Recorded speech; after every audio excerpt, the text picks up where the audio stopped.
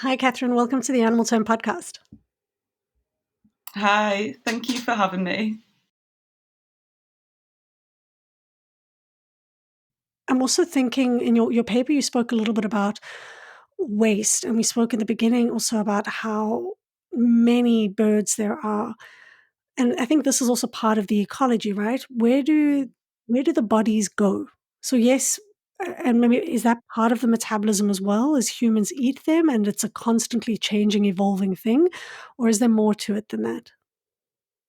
Totally, yeah. The waste is totally part of the kind of urban metabolism for cities, so it's figured into those. So as a kind of inter or transdisciplinary idea in a Hmm. kind of material systems flow urban metabolism, waste is factored into that metabolism of the cities. The metabolism is what goes in, what are the processes and flows, and also what comes out, and then where does that kind of come back in. And so one of the ways that I've found this quite interesting is how this idea of a closed circular system, like this is what we're told is that they're so efficient, commercial chicken farming is so Mm. efficient that everything goes back in. So there's no waste. Well, of course, there is waste. So the idea that chickens, even if they're not being rehomed, so let's say, so the chicken is one of the it's like the most fastest growing meat across the world. There's 26 billion chickens. These chickens are fueling our labor, they're fueling our work, they're fueling that, like the building of the city, the Mm. act of the city through humans eating chickens. So the commercial farm, even though it's not in the city, is part of that urban metabolism because it's producing the food that on which the city is produced. And so the waste from this city, if it's redirected into chicken nuggets or whatever, becomes this circular or Mm. efficient economy.